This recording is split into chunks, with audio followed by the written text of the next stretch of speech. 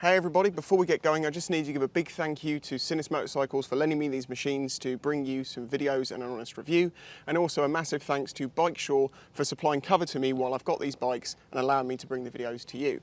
Bikesure look to cover individuals, so it doesn't matter if your bike is completely normal or totally crazy, they will be able to supply cover for you. There is a link in the description below where you can get in contact with them.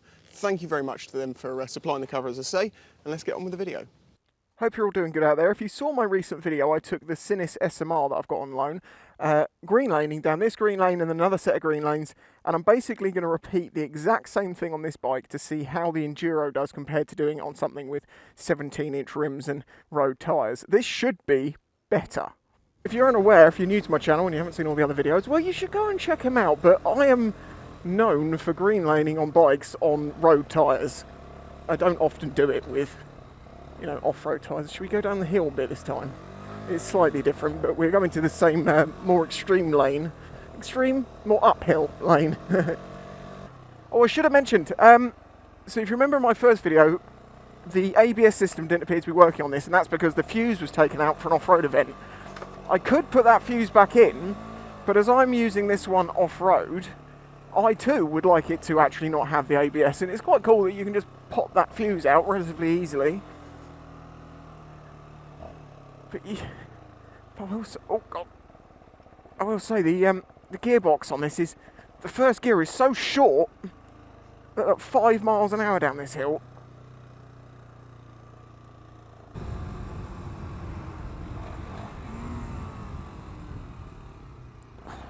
Yeah, I'm still not used to these, I don't know if it's the tyres or whether it's the rake of the forks combined with a 21-inch. It makes it feel like when you're turning, it's trying to like turn back on itself.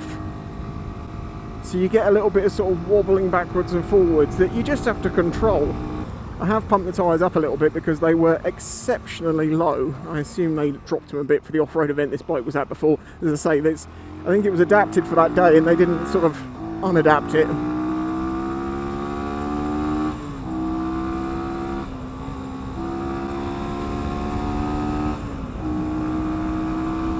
Since taking the SMR on the exact same trip set of green lanes, it's got quite a bit warmer. Oh god.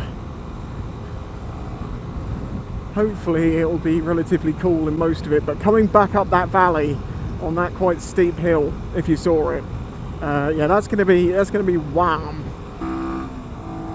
See, once you get used to the handling, it's not so bad, but as I say, it's something you definitely have to get used to. So I'm not used to feeling a tyre turn back on itself.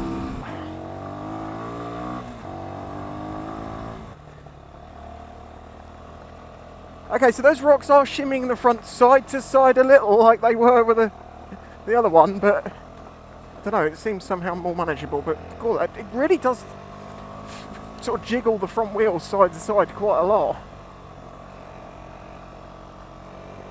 Yeah, once you get on this sort of stuff, it's fine, but when you're on anything slightly rocky, you can feel the front end really wiggling backwards and forwards, side to side.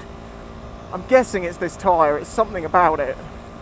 Of course, as I've mentioned to many people before, you can change tyres on a bike. People talk about tyres on a bike as if you can never get rid of them, and it's like, well, that's just the ones that came on it.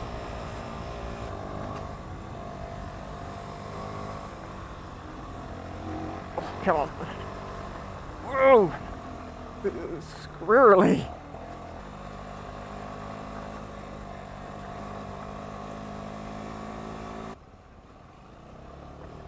Hello, sheepies. Again, you don't have to run. They are hot, you can tell. Yeah, I thought this bit don't feel like this.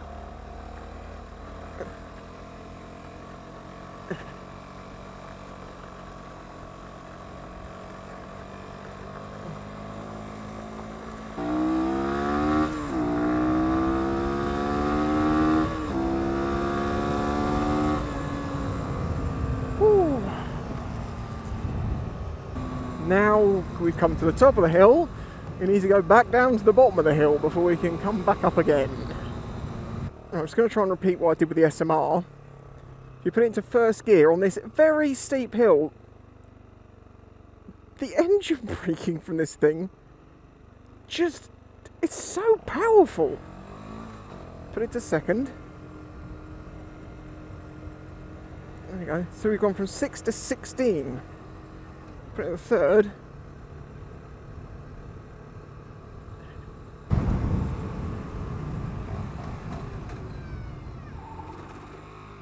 And that's what happens if you go down a lot of gears with a gearbox like this. This gearbox will lock up under engine braking remarkably easily. Is that buzzard? I think that was. Round 2. Fight. If you haven't seen any of my recent videos on this lane, it's rutted. And they're quite a lot deeper than they look, so you're kind of stuck to riding in the rut that's there.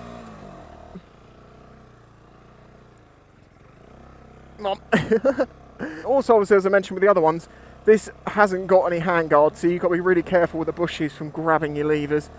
I did actually have the bushes take one of the mirrors out on the other one. Well, undo it, you know. And as I said in that video, I'll say it again here, just in case you don't see the other one. If you're going to get handguards, get ones that are reinforced, so they're proper ones, not just wind deflectors. You want reinforced ones like Ace ones. They're more expensive, yes, but if you drop the bike, it's going to do the job far better.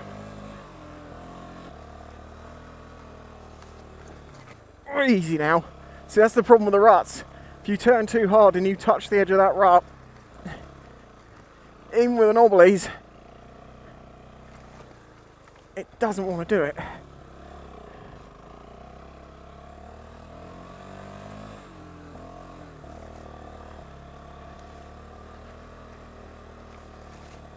God, the birds, the flies, the bushes, everything.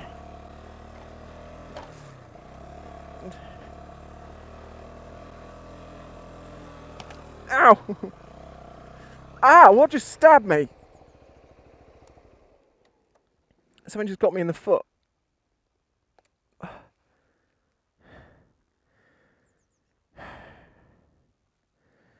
How did you get through my boot? Oh, it went in between the stitching there and went, oh my God, bad luck. Again, as I mentioned in the last video, you can hear the fan going because this is water cooled. You know, it's pretty impressive they managed to get that 14.8 brake horsepower claimed. Though I am surprised it doesn't do more than 65 miles an hour. It is a lot, and I mean a lot hotter now than it was earlier.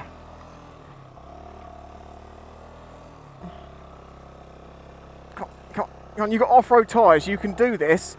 Climb, climb, climb. I'm not letting the bars turn. You're going to climb, or you're going to go forward. You're just going to go forwards. Okay. On to the steeper parts.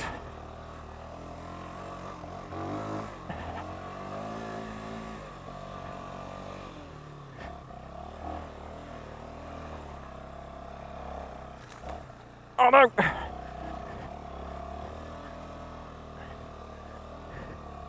So play over here.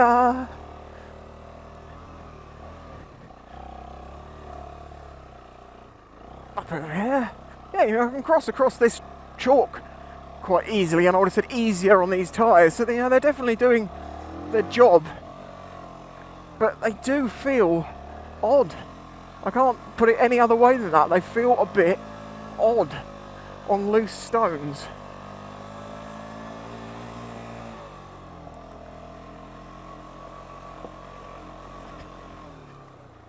You don't. No, you don't.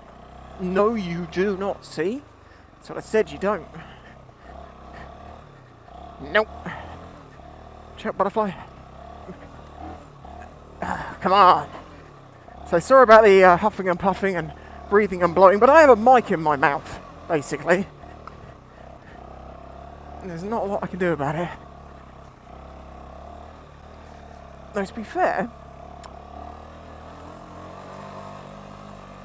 I don't seem to get out of breath like I used to many years ago, because, well, I'm a much healthier, fitter person now. Well, I'm about half the size. Yeah, I used to be 12'8".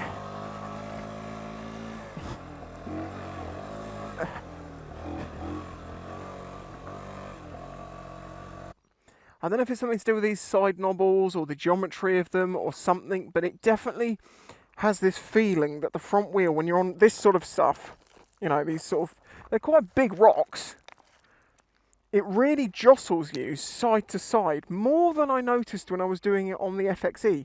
Not FXE, sorry, the Zero FX was an electric, but the reason I'm comparing it to that is because it had the same size wheels and it had Scorpion, Pirelli Scorpion tyres on it.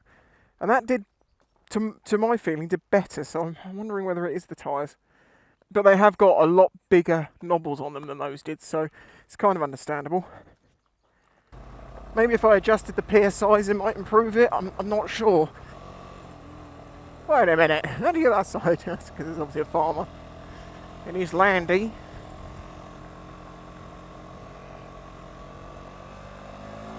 Friendly and smiling, fantastic.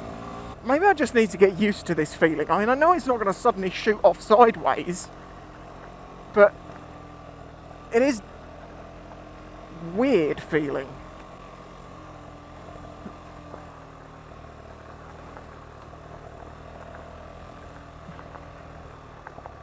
I do have to say, actually, props to Sinnis. Normally when it comes to me reviewing bikes, I want to take on a green lane. I kind of have to have this discussion like, so, I know you're lending me your new bike and all, but can I take it off-road?